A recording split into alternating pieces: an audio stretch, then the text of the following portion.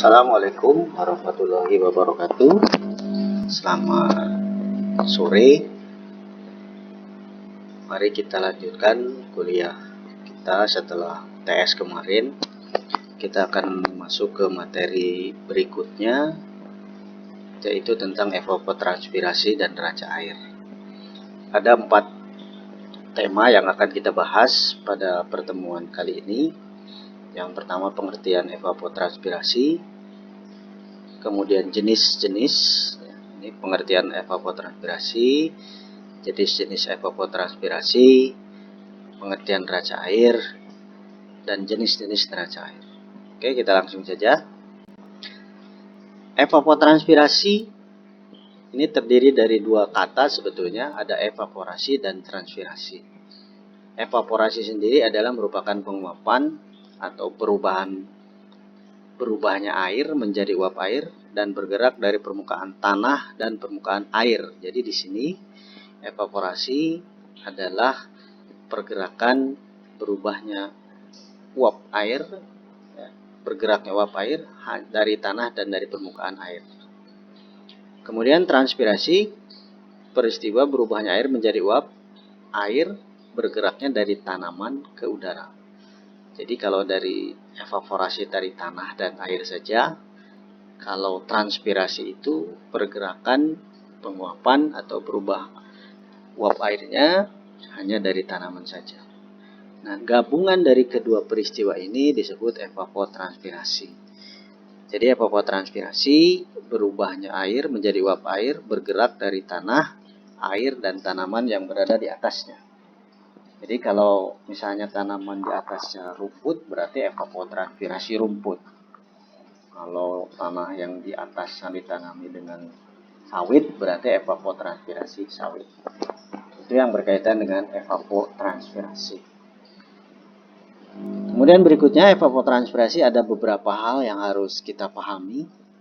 Minimal Anda paham beberapa istilah di dalam evapotranspirasi ini.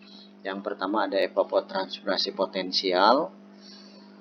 Jadi evapotranspirasi potensial itu adalah evapotranspirasi maksimum atau yang terbesar yang mungkin terjadi dari suatu permukaan lahan yang hanya ditentukan oleh unsur cuaca. Nah, evapotranspirasi potensial ini belum kejadian, artinya belum ada, tetapi masih potensi terbesar kemungkinan akan terjadi penguapan, dan ini pun hanya dipengaruhi oleh unsur cuaca. Unsur-unsur cuaca seperti Anda ketahui yang berkaitan dengan ini tentunya ada radiasi matahari, kemudian ada curah hujan dan sebagainya. Nah, berikutnya ada evapotranspirasi aktual. Ini evapotranspirasi aktual adalah evapotranspirasi yang sebenarnya terjadi. Artinya kalau beda evapotranspirasi potensial tadi belum kejadian, kalau evapotranspirasi aktual ini sudah terukur gitu ya. Sudah ada, sudah kejadian. Yang berikutnya evapotranspirasi standar atau ETO. Evapotranspirasi aktual dari hasil pengukuran menggunakan lisimeter. Yang dijadikan acuan yaitu menggunakan rumput pendek dan air tanah dalam kondisi cukup atau bukan merupakan faktor pembatas. Artinya kalau ETO ini adalah evapotranspirasi aktual juga, artinya sudah kejadian. Cuman kalau ETA itu bisa dari tanaman rumput, padi, jagung, dan lain-lain. Kalau ETO ini khusus evapotranspirasi aktual yang tanaman di atasnya adalah rumput, ya. Dan itu pun tentunya melalui treatment atau dipelihara, atau sengaja kita siram untuk kebutuhan airnya dan seterusnya. Yang berikutnya ada EO atau evaporasi panci. Nah, ini penguapan atau evaporasi yang diukur dengan menggunakan alat namanya open pan atau panci terbuka. Nah, ini yang dijadikan standar atau dijadikan acuan apabila kita ingin menghitung atau kita ingin mengetahui penguapan, maka maka yang paling dasar, yang paling standar adalah data dari penguapan panci. Kemudian yang terakhir ada evapotranspirasi tanaman atau ETC. Nah, ini evapotranspirasi aktual juga, tetapi jenis-jenis tanamannya sudah ditentukan. Misalnya evapotranspirasi jagung, evapotranspirasi kedelai, evapotranspirasi padi, dan seterusnya. Bagaimana cara mendapatkan ETC? Tentunya dari kita hitung ETA. Ya. Jadi kita ukur menggunakan alat desimeter tadi, kita tanam padi. Dari awal sampai akhir kita tanam, kemudian kita amati seberapa besar penguapannya tanaman tersebut mulai dari masa awal tanam sampai panen. Hasil akhirnya itulah dapat kita koefisien atau namanya evapotranspirasi pertanamannya. Jadi kita tahu berapa sih menguapnya tanaman padi dari mulai tanam sampai panen misalnya. Atau berapa sih menguapnya kacang kedelai itu kebutuhannya. Nah, dengan tahunya kita penguapan atau ETC dari tanaman tersebut, kita bisa menentukan kalau kita ingin menanam tanaman A misalnya, maka kita harus pastikan kebutuhan airnya harus sesuai dengan evapotranspirasi. Kalau evapotranspirasinya misalnya 1 bulan ternyata 150 mm, maka kalau kita ingin menanam tanaman tersebut dan hasilnya maksimal, maka kebutuhan airnya harus tercukupi sebesar itu. Jangan sampai nanti setelah kita tanam, kebutuhan airnya kurang. Apalagi kalau memang di daerah tersebut airnya sangat terbatas, sehingga untuk menyiramin pun nggak ada. Nah, jangan sampai seperti itu. Itulah kira-kira manfaat dari kita mengetahui evapotranspirasi pertanaman tadi. Nah, berikutnya neraca air. Jadi neraca air itu kalau kita lihat dari kata atau harfiahnya itu ada neraca dan air. Nah, seperti Anda tahu mungkin kalau neraca itu adalah balances atau sistem keseimbangan ya. Maka kalau kita pakai kalimat atau kata itu untuk air, jadi neraca air itu adalah keseimbangan atau perimbangan antara air yang masuk dan yang keluar pada periode waktu tertentu. Jadi di sini ada kata periode waktu tertentu, berarti bisa jam-jaman, bisa juga harian, bisa bulanan, bisa tahunan. Jadi nanti mungkin di sesi berikutnya, di slide berikutnya kita akan lihat neraca air seperti apa yang kita bisa kaitkan dengan waktu tadi. Jadi bisa zaman, bisa harian, bulanan, tahunan. Pengertian neraca airnya berarti keseimbangan atau perimbangan antara air yang masuk dan keluar pada periode tertentu. Nah, air yang masuk itu dari mana? Itu air yang masuk ke bumi kita. Ini ceritanya karena namanya neraca air di bumi kita ya. Jadi neraca air itu air yang masuk itu bentuknya air hujan karena sumber air di bumi ini hanya satu, belum ada yang lain, masih dari hujan. Air yang masuk berupa air hujan, air yang keluar itu berupa atau peristiwanya adalah evapotranspirasi. Jadi bisa penguapan dari tanah, air, dan tanaman yang berada di atasnya. Jadi kalau penguapan misalnya hujan 50, menguapnya 50, berarti seimbang, pas. Nggak ada yang lebih, nggak ada yang kurang. Ya. Itu pengertian dari neraca air. Kemudian ada beberapa hal yang harus kita lihat atau komponen ya. Apa saja yang terlibat atau yang berkaitan dengan neraca air? Yang pertama data iklim. Seperti dibahas di awal tadi, saya katakan data iklim yang terlibat atau yang berkaitan langsung dengan peristiwa atau fenomena neraca air adalah curah hujan dan evapotranspirasi. Kemudian yang kedua ada komponen tanah. Jadi tanah sangat berpengaruh terhadap peristiwa neraca air karena nanti tanah itu menjadi media tempat tinggal air sementara sebelum menguap. Kemudian yang berikutnya ada tanaman. Ya, seperti dibahas di awal bahwa kita ada evaporasi, ada transpirasi. Evaporasinya itu dari tanah dan air. transpirasinya dari tanaman.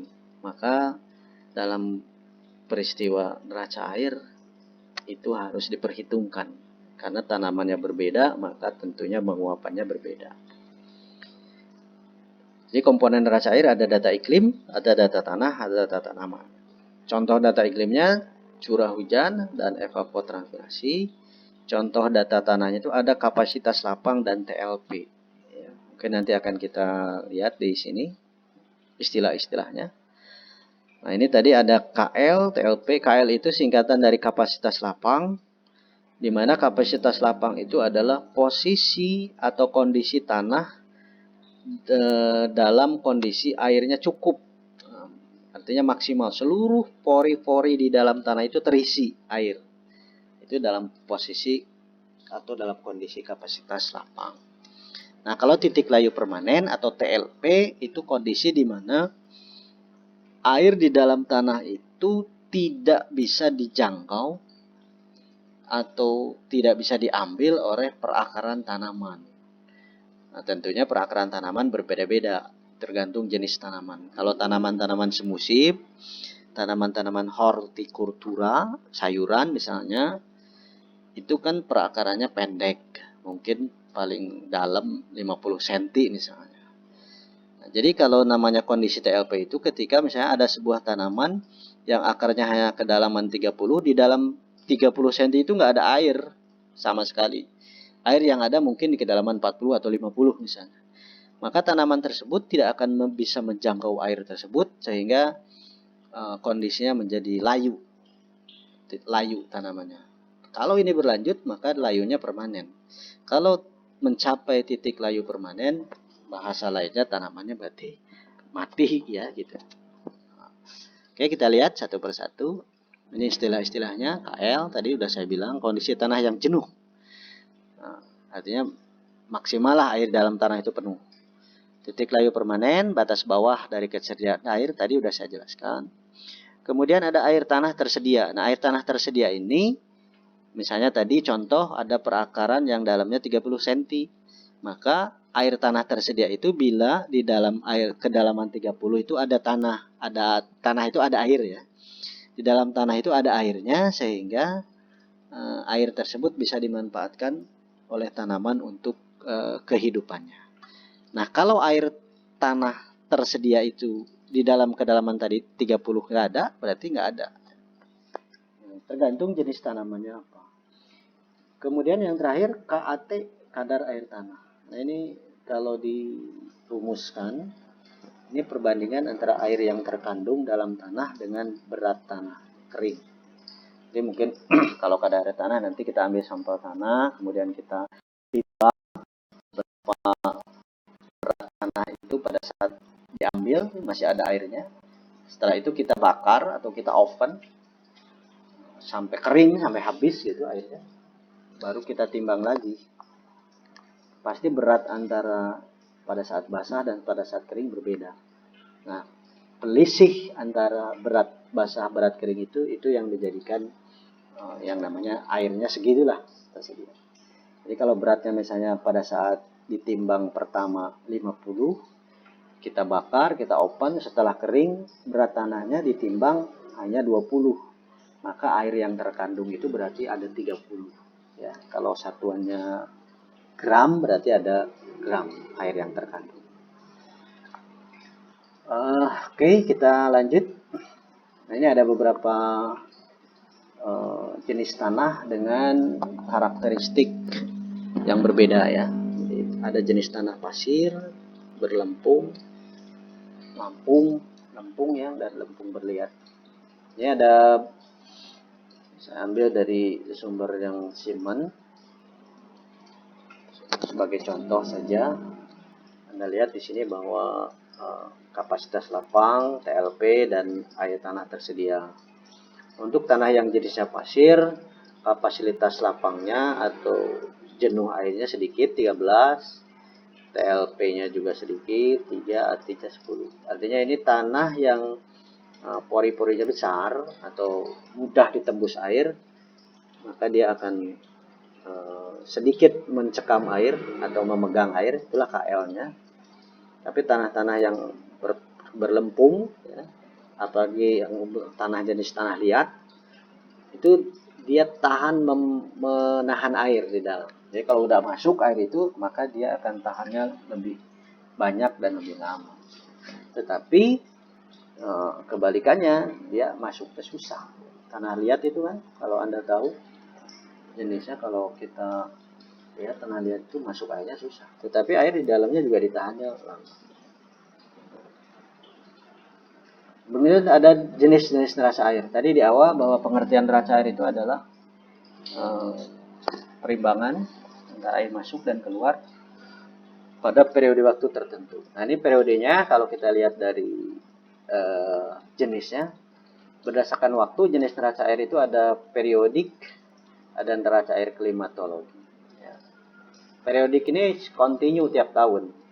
Kemudian kalau secara klimat itu yang saya bilang tadi, bisa kita buat sebetulnya bulanan juga bisa, harian juga bisa. Jadi jenis neraca air dari sisi waktu ada periodik dan air klimatologi. Kemudian jenis neraca air berdasarkan tujuannya. Nah, tujuannya untuk apa nih? Kita membuat atau menghitung neraca air itu. Kalau neraca air itu untuk gambaran umum saja, ini yang dipakai hanya data iklim saja. Itu namanya neraca air umum. Ini neraca air umum. Ini hanya yang dipakai hanya curah hujan dan evapotranspirasi saja. Kemudian kalau kita sudah menghitung lahan, nah, ini udah lebih dalam. Artinya kita menghitung neraca air itu untuk kebutuhan irigasi misalnya, atau lahan-lahan pertanian dan sebagainya. Nah, maka ini tidak hanya klik unsur-unsur iklim, tapi sudah ada di sini pengaruh tanah. Seperti di penjelasan di awal bahwa jenis tanah sangat berpengaruh terhadap proses neraca air. Yang terakhir neraca air tanaman. Nah, ini kalau kita ingin meneliti lebih detail lagi, bukan lalu neraca air lahan, mungkin tanamannya bisa berbagai macam. Lahan pertanian lah misalnya kan. Pertanian itu ada pertanian sayuran, ada pertanian buah-buahan dan seterusnya. Nah, ini khusus misalnya neraca air tanaman, kita khusus ingin menghitung neraca air untuk kedelai misalnya. Nah, ini tambahannya adalah harus ada evapotranspirasi atau ETC ya. Ada kita khusus dulu. Kalau tidak ada data itu, maka kita tidak bisa menghitung. Jadi ada dua jenis neraca air. Kalau lihat dari yang pertama berdasarkan periode waktu, yang kedua berdasarkan kebutuhannya atau tujuan penggunaan.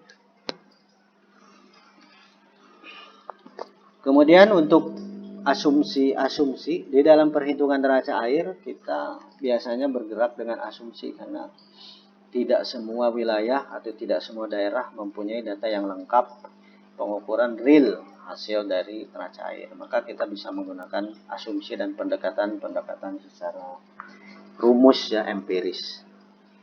Nah, biasanya asumsi atau dasar-dasar yang kita pakai itu, ketika kita ingin menghitung neraca air, maka asumsinya lahan itu tanda hujan, jadi masukannya airnya itu hanya dari hujan, bukan dari irigasi. Ya, karena kalau ada irigasi ya nggak perlu dihitung neracanya kan, bisa kita atur. Berikutnya, prioritas keluaran air secara berurutan adalah ini, seperti ini, ada ETP, ada KAT, ada KL, kemudian ada di sini mungkin ada surface runoff atau air yang di permukaan, dan perkolasi air yang di dalam tanah. Yang berikutnya kedalaman tinjau tanah 1 meter. Jadi untuk menghitung neraca air yang bisa kita laksanakan, bisa perhitungannya itu dengan catatan syarat itu paling dalam tanahnya 1 meter. Ini contoh perhitungan neraca air sederhana atau neraca air umum. Ini saya gunakan data dari Stasiun Klimatologi Deli Serdang atau Sampali. Ini Anda lihat ada grafik batang dan ada grafik baris ini. Untuk yang batang ini merupakan curah hujan, untuk yang baris adalah evapotranspirasi aktual. Ingat, evapotranspirasi aktual atau ETA adalah yang real kejadiannya. Artinya evapotranspirasi yang sudah terukur. Nah, ini hasilnya berdasarkan perhitungan pada rata-rata tahunan. Di Sambali curah hujan rata-rata di Januari ini Anda lihat ada mendekati 100, Februarinya turun sekitar 70, Maretnya naik lagi hujannya 80-an, Aprilnya naik 100 lebih, Mei tinggi bahkan kan sampai 150 dan seterusnya. Ini yang di fase-fase musim hujan dari mulai Agustus, September, Oktober, November sampai Desember. Ini dari sini hujannya bahkan sampai mendekati 300. Nah, grafik batang ini penguapan atau ETA-nya Anda lihat di sini Januari tinggi sampai dengan Juni tinggi masih, Juli, Agustus. Nah, di musim hujan turun ya. Nah, kalau kita lihat dari grafik ini, ketika ETA posisinya lebih besar dari hujan atau lebih tinggi dari data hujan ini, berarti ini terjadi defisit atau kekurangan air. Jadi air yang masuk lebih kecil daripada air yang keluar. Nah, tetapi pada musim hujan di sini dilihat di Sambali itu ada September, Oktober, November, Desember. Anda lihat grafiknya bahwa hujan lebih besar daripada evapotranspirasi atau penguapan. Maka pada bulan September, Oktober, November, Desember terjadi surplus air atau kelebihan air.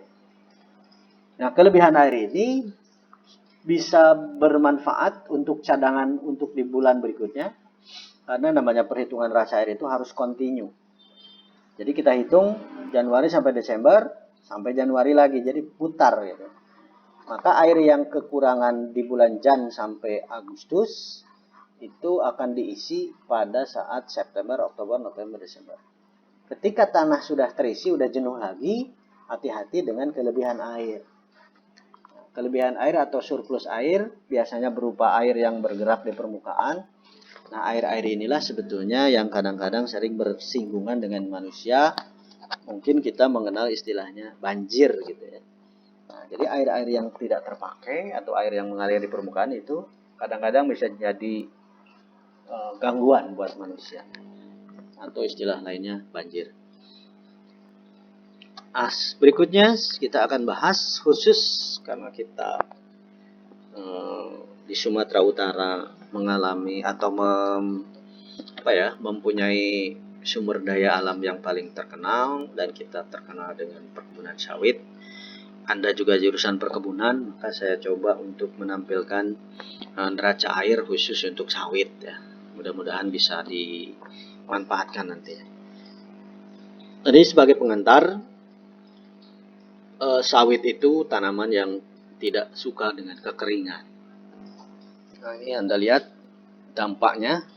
Ketika sawit kekeringan, maka muncul efek yang pertama, tidak muncul bunga. Gitu. Ini contohnya kan di gambarnya ada. Ini yang bagus kan harusnya begini kan. Nah, ini ketika kekeringan dia nggak muncul bunganya. Dari ketiak daun itu nggak ada. Kemudian, kalaupun muncul bunga ini bunganya muncul di sini. Tetapi pada proses berikutnya, bila kekeringan masih terjadi, bunga yang tumbuh atau yang jadi itu ternyata berdiferensiasi atau transgender lah kalau istilah mungkin ini.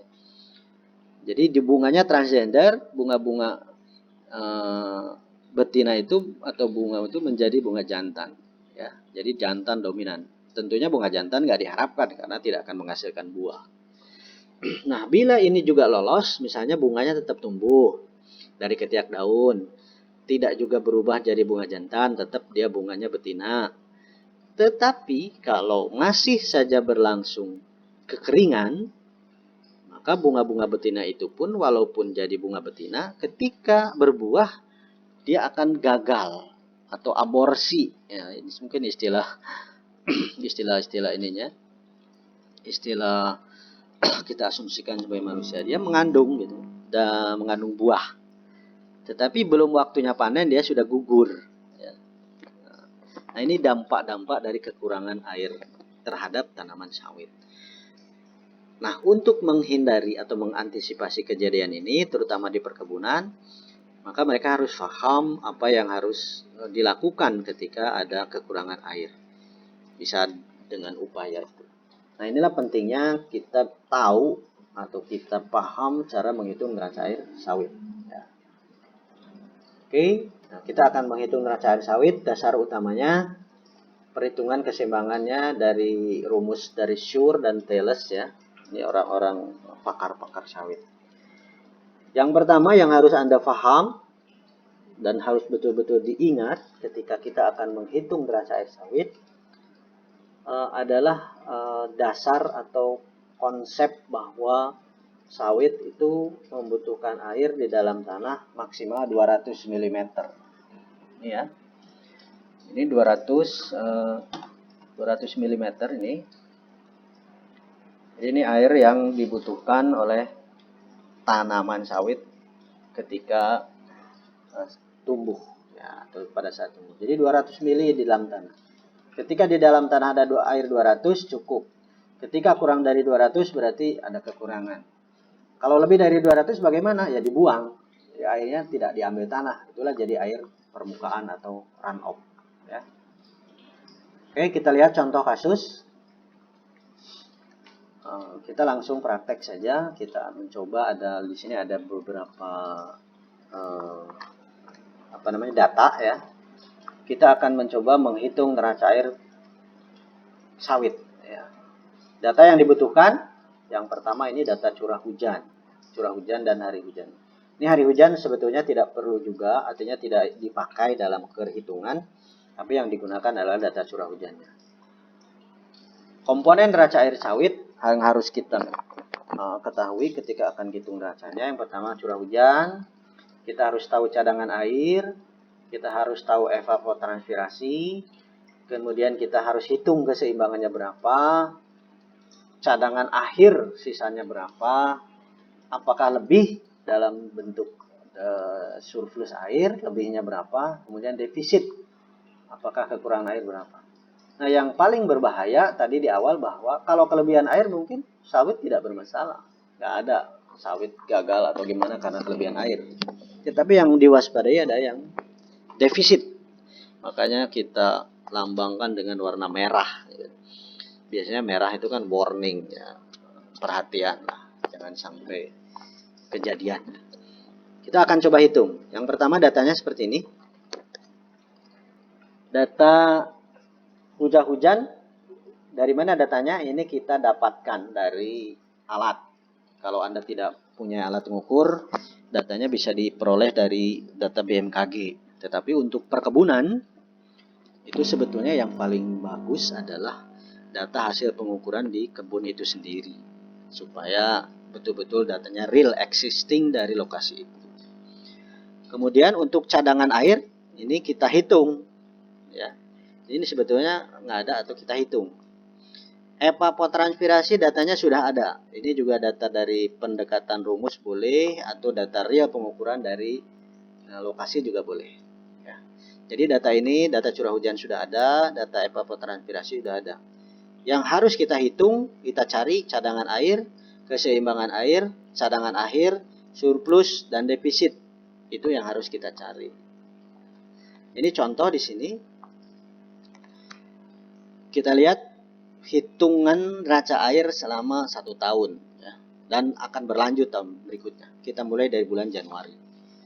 Abaikan data hari hujannya. Ini sebagai pelengkap saja. Coba Anda lihat yang Januari curah hujan. Curah hujan Januari 425. Cadangan air ini didapatkan dari teori yang di atas. Dari sini ya. Nah, ketika kita akan menghitung neraca air sawit, bagaimana ngisi cadangan air pertamanya dari yang kebutuhan sawit? Asumsikan bahwa di dalam tanah airnya cukup. Ya, kita asumsikan. Karena di awal sudah dijelaskan bahwa ketika kita menghitung neraca air sawit, maka berlaku asumsi-asumsi atau syarat-syarat tertentu. Nah, jadi 200 awalnya dari sini ya. Nah, ini 200 ini pindahkan ke cadangan air pertama di Januari. Evapotranspirasi datanya lengkap. Ini sudah jadi Artinya memang di daerah itu penguapannya tiap bulan seperti ini. Nah, ini contoh Januari, kita lanjut. Ada hujan 425, cadangannya bagus atau masih cukup 200, ada menguap 120. Untuk menghitung keseimbangan air, ini rumusnya di bawah. Jadi keseimbangan air itu curah hujan tambah cadangan air. Jadi ini yang 425, yang ini ya. 425 ditambah 200. Ini ya. Ini. 425 tambah 200 dikurang evapotranspirasi. Ini evapotranspirasinya. Dikurang 120. Berarti 425 itu 625 dikurang 120, hasilnya 505. Jadi keseimbangannya 505 dari rumus yang di bawah ini. Berikutnya cadangan akhir. Cadangan akhir ini adalah ketersediaan air yang akan digunakan pada bulan berikutnya. Kita hitung Januari, maka di sini kebutuhan air untuk Februari berapa. Dari teori tadi bahwa sawit hanya membutuhkan atau cukup membutuhkan 200 paling banyak. Maka di sini kan ada 505 nih. Hasil keseimbangannya dari hitungan tadi. Maka 505 ini yang dibutuhkan hanya 200 untuk bulan berikutnya. Artinya untuk kehidupan selama 1 bulan cukup 200. Maka kelebihannya 505 dikurang 200, 305 dibuang ke sini atau disimpan di sini, namanya surplus atau kelebihan air.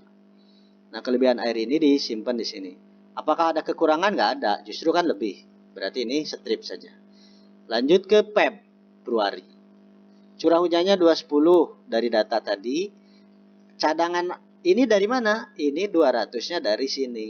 Dari cadangan Januari kita pindahkan ke Februari, maka 200. Menguapnya 120 dikurangkan tadi. 210 tambah 200 dikurang 120, hasilnya 290. 290 ini cadangan yang atau keseimbangan. Sawit perlunya berapa? 200. Kita ambil 200, 90-nya dibuang ke sini. Ya. Maka 200 di sini ambil, 90 dibuang. Gunakan 200 atau pindahkan angka 200 ke bulan Maret. Karena pasti di akhir Februari untuk cadangan di Maret. Maret hujannya udah nurun 134 tambah 200 dikurang 150. Ini nguapnya udah tinggi. Maka hasilnya 184. Sawit butuhnya berapa? 200. Yang ada 184 diambil semua. Tidak ada yang lebih, tidak ada yang kurang. Maka strip-strip. 184 cadangan akhir di bulan Maret dipakai untuk cadangan awal di bulan April. April hujannya 83. Ada air 184 dijumlahkan dikurang 150. Hasil akhir 117. 117 dipakai semua karena sawit perlunya 200, jadi masih kurang. Nggak ada lebih, nggak ada kurang. 117 pindahkan ke bulan April dan seterusnya sampai dengan bulan Desember. Nah, tugas Anda semuanya setelah ini lengkap, maka Anda hitung berapa defisitnya, berapa surplusnya. Contoh di sini pada tahun X lah kita katakan di daerah N misalnya ini ada surplus 608, ada defisitnya 229. Nah, yang harus kita perhatikan yang defisitnya, karena kalau surplus kan nggak ada pengaruh. Defisitnya 129. Nah, kalau defisit air selama 1 tahun 129, kira-kira pengaruhnya untuk sawit apa? Apakah ini sudah bahaya atau seperti apa? Nah, untuk menentukannya, maka Anda melihat tabel yang di sini. Ini tabelnya. Kalau defisit air selama 1 tahun, 200 sampai 300 ini sudah kriteria stadia 1. Artinya udah ada muncul kemungkinan kerugian ya. Walaupun masih kecil. Jadi kalau defisitnya 200 sampai 300, terakhir ini produktivitasnya akan berkurang 0 sampai 15%. Dengan gejala-gejala ini ada jumlah pelepah patah, jumlah daun tombaknya nggak ada gitulah ini ya.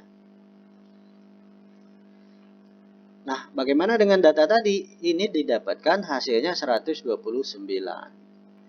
Nah, 129 itu kita lihat tabel masih di bawah dari stadia 1. Artinya sawit atau kebun sawit yang berada di sini dalam kondisi aman. tidak terjadi kekurangan air. Tapi hati-hati, karena ini akan berlanjut kan. Tahun depan harus kita hitung lagi sampai dapatkan bahwa masih amankah atau sudah berbahaya. Nah, jadi ini hasil perhitungan neraca air sawit yang tadi ya. Nah, berikutnya tadi sudah Anda lihat cara prakteknya dan sebagainya. Selanjutnya Anda silahkan kerjakan. Ini ada contoh soal seperti ini. Anda kerjakan soalnya seperti tadi. Ini contoh kan. Ini abaikan hari hujan. Ini hanya data pelengkap. Nah, Anda yang harus gunakan adalah curah hujan. Di sini diketahui cadangan awal air. Kemudian ini evapotranspirasi diketahui. Ini ada clue atau petunjuknya dikasih. Ada 53 tambah 200 dikurang 120 dapatnya 133. 133 ini akan digunakan bulan depan. Perlunya 200. Maka dipakai semua. Nggak ada lebih, nggak ada kurang. Cadangan di akhir di bulan Jan dipakai untuk PEM. Maka 133 sini pindah ke bawah. Silakan Anda hitung 15 tambah 133 tambah 2 dan seterusnya. Sampai dapat di sini berapa jumlah defisitnya.